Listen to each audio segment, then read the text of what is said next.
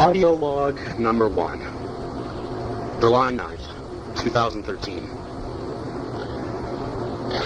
Alright, so in accordance with the contract that my team and I have signed with various nations that I'll not name here, I'm going to be keeping audio logs of the day-to-day goings-on around our lab, as well as these personal logs. From now on, I shall simply refer to myself as Doctor, as I do not wish to reveal my name within these logs. Don't be confused when I use that name to refer to myself when ending a recording. The location shall be undisclosed. However, I will say that we have decided to name the lab we've been given Zone 0. We all thought that it would be funny, considering the name of the project. The higher-ups, basically our employers, named this Project 0. In accordance with our task, I suppose. We're to infect a patient 0 with a virus that will kill the selected person within 1 hour. We've been given equipment, funding, and test subjects. All I can say for today is this. Those test subjects are probably going to wish they had never been born. Doctor, signing out. Audio log number 2. July 10th, 2013. Research into virus officially started today. Trials of combining different strains of bacteria and viruses to create viral weapon have begun, and tests on non-human subjects shall begin shortly. Perhaps within the next 2 to 3 days, if test viruses are stable enough to perform basic functions. Not much else to report on. Things around the lab are actually quite easygoing despite our task, and small talk is very common among members of my team. Although, I've begun to get a feeling of unease. It's nothing to do with our research, but rather just a general sense of unease that I can't quite place. Almost as if something is going to go wrong with me personally. However, I have always been a wee bit paranoid, so it may just be my imagination. Doctor signing out. Audio log number 3, July 13th, 2013. Test virus became unstable and was terminated. No casualties or anything of that nature to report, but it just feels like a waste of days of work. Non-human test subjects have been prepared, however, so when a test virus is stable enough, we will be able to proceed. Mood hasn't worsened, however, as most see it as the first mistake in a long road that we have ahead of us. I suppose they're correct. I just have to try not to worry about the small things. Anyway, I have to get back to work now. I must make this project a success. Doctor signing out. Audio log number 4, August 3rd, 2013.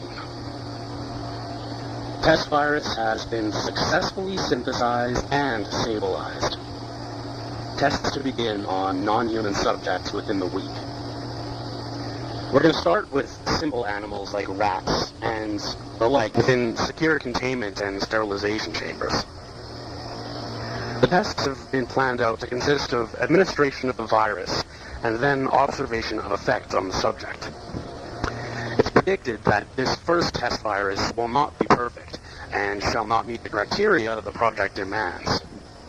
However, it will be a good start to gauge just how far along we've come since starting. The mood around our little home has been improving as work is being done and results are being produced. The lab is normally kept in pristine condition, and entertainment is not a problem. All in all, things are going well, and if this upward trend continues, we may just see this project finished within the next 6 months to a year. Doctor signing out.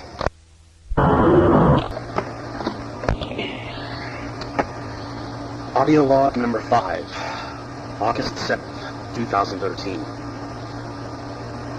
Tests initiated on non-human subjects. Effects of synthesized virus are slow, as the subject has yet to expire.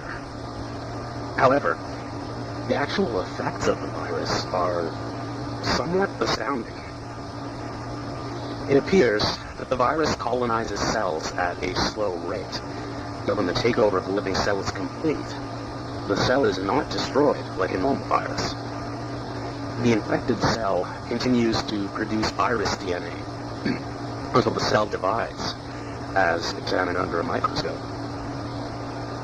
The other scientists and I have theorized that this virus, named Virus 001, has the underlying effect of changing the DNA of its host into that of its own. These tests have so far only been performed on rats and mice, and within 2 days we are going to euthanize the subjects. If our theories are correct, then the others and I have no idea what could happen. It has been assumed that the test virus is highly contagious, and so we are taking the utmost precautions. Doctor signing out. Audio log number 6, August 10th, 2013. News to report. Horrible, terrible, bloody news to report. One of the non-human subjects that was about to be euthanized bit one of my colleagues today. Bit him through 2 layers of highly penetration-resistant hazardous suit material, and the damn thing's teeth nearly struck the bone. We euthanized the subject with my colleague. He didn't complain or offer any grievances. Only told us one thing. He could feel it infecting him, and much faster than it had on the rats. He said that he could feel the virus working its way through his system, corrupting the tissues and even the bones. Something like this cannot be ignored. I have convinced my colleagues to test on human subjects. The effects of this virus need to be studied on humans. But he said convincing me of it. Doctor signing out.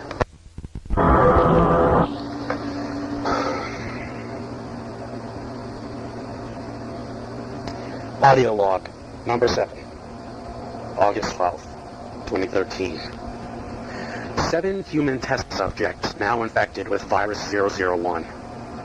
All subjects report feeling sickly and tired. Most show symptoms similar to that of the common wintertime flu: coughing, sneezing, congestion of the chest, tiredness, nausea, etc. 2 show signs of skin discoloration and rapid weight loss. It seems that this virus is not as instant as we wanted, but it is very potent and deadly to the human body. This is because the immune system of our bodies has no idea how to fight this disease. I actually worry about this a little.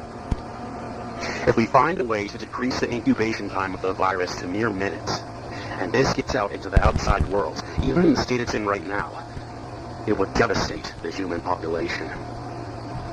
And I really do not want to be one of the people blamed for the creation of the thing that killed the human race. That's a good way to get yourself hunted down and tortured to death. So, I'm going to recommend to my employers that we terminate the virus, not only for mine and my colleagues' sakes, but for the human race's well-being as a whole. I don't expect them to approve, but this data cannot be ignored. Doctor signing out. Audio log number 8, August 14th, 2013.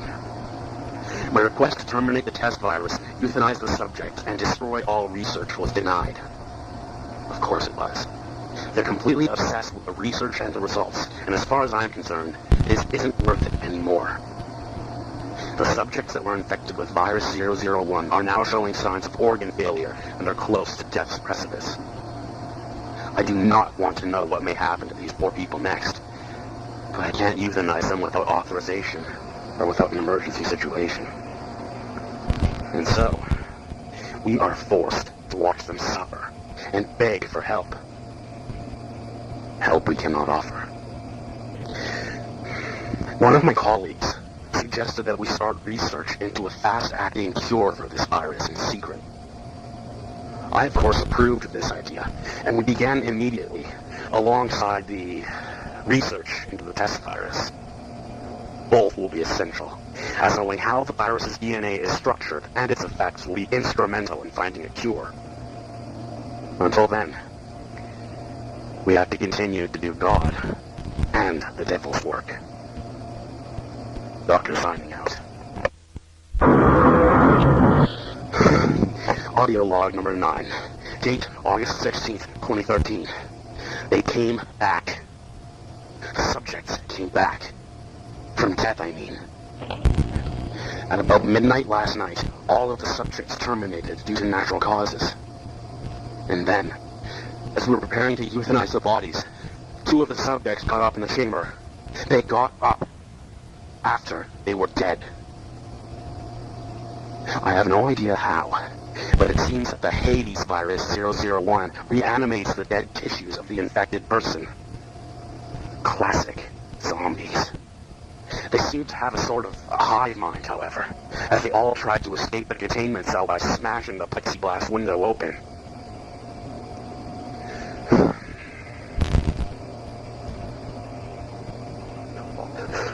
My colleagues did not euthanize the subjects with the containment cell's internal flamethrowers. We didn't enter the cell until around 4 a.m., however, fearful of anything happening. But they were really dead this time. We dissected them under strict safety protocols and found that their brains had been altered internally, all the cells having been converted to virus 001. Under the microscope, it appeared to still be trying to reproduce. It nearly succeeded until I ordered the complete incineration of all 7 test subjects. It was done without hesitation. I'm about to crack. I can't deal with this anymore. This is too much. The implications of this getting to the outside world are too vast. This research, all the samples, the lab, even we, the people that created this virus, should be destroyed. Doctor signing out.